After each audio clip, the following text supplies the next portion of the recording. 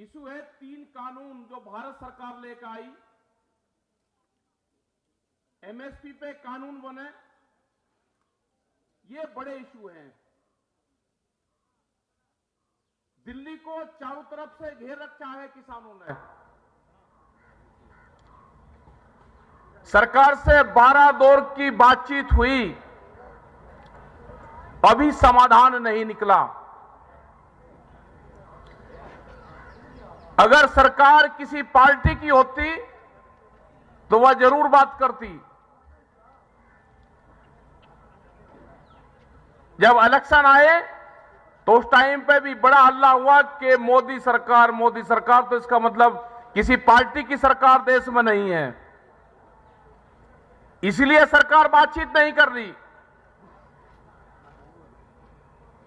2 महीने से वार्ता बंद है सरकार से, रास्ते बंद है दिल्ली के। अब देश की जनता 4 महीने बाद में देश की जनता जागी है। उनको ये लगा है कि ये अब आजादी की लड़ाई शुरू हुई है, सेकंड आजादी की लड़ाई।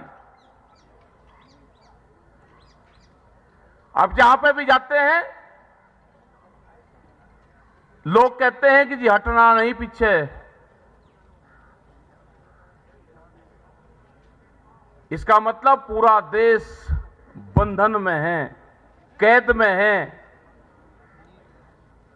आम जनता को किस तरह से बांधा गया है। अगर कोई बोलता है तो जेल है उसके लिए, किसी की बोलने की हिम्मत नहीं है। पूरे सेक्टर बेच दिए। करीब 26 बड़ी कंपनियां सरकार के टारगेट पे है।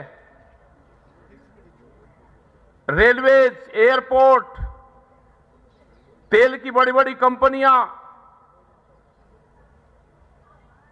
एलआईसी, ये जितनी भी बड़ी बड़ी वे संस्थान सब बिकाई पे है, बिकने लग रहे हैं।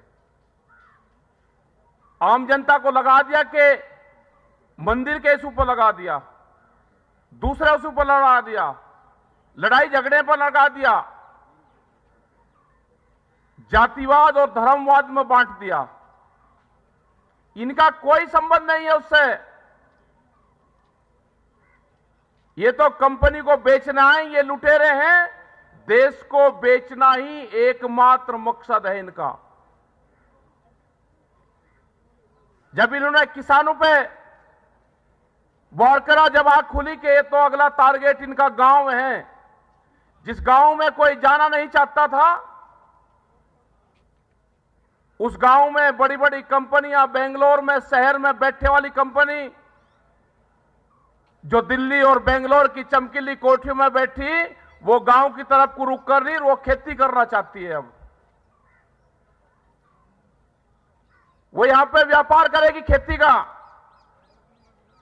उनके जो सर्वे है, वो सर्वे है कि सोना और चांदी का व्यापार नहीं, अब मिट्टी का व्यापार करो, अब भोजन का व्यापार करो। एक नया ट्रेंड चला है।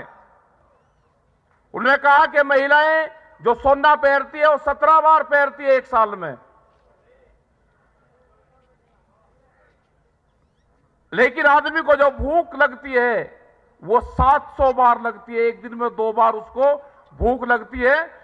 कि व्यापार भूख का करो, अनाज का व्यापार करो।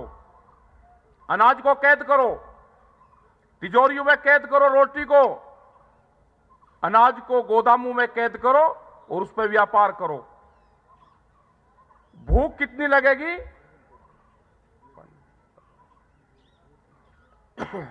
भूख कितनी लगेगी उसके आधार पे देश में कीमतें तय होंगी। बीजेपी के लोग भी, बहुत लोग संपर्क में हैं, वे अभी बोलने की हिम्मत नहीं कर रहे। कुछ कुछ लोग निकल कर आ रहे हैं। उन्होंने कहा कि छोड़ना नहीं, छोड़ना नहीं, ये आंदोलन नहीं छोड़ना। तो ये आंदोलन छूटेगा नहीं। देश में कुछ छोटा ही नहीं। विपक्ष कमजोर है, इसलिए हाउस में नहीं बोलता, बाहर सड़कों पर बोलना चाहिए उसको।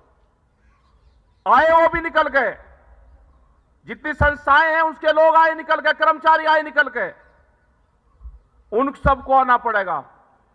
किसान ने पूरी घेराबंदी कर दी है। बेंगलोर सिटी में एक नया मोर्चा खोलने की जरूरत यहां पे है, और जब तक बेंगलोर को दूसरी दिल्ली की संज्ञा नहीं दोगे, जब तक ये मोर्चे किसानों के फतेह नहीं होंगे। जितने भी साउथ के स्टेट हैं, जितने भी संगठन हैं, वो दिल्ली नहीं जा सकते, उनको नए मोर्चे खोलने पड़ेंगे।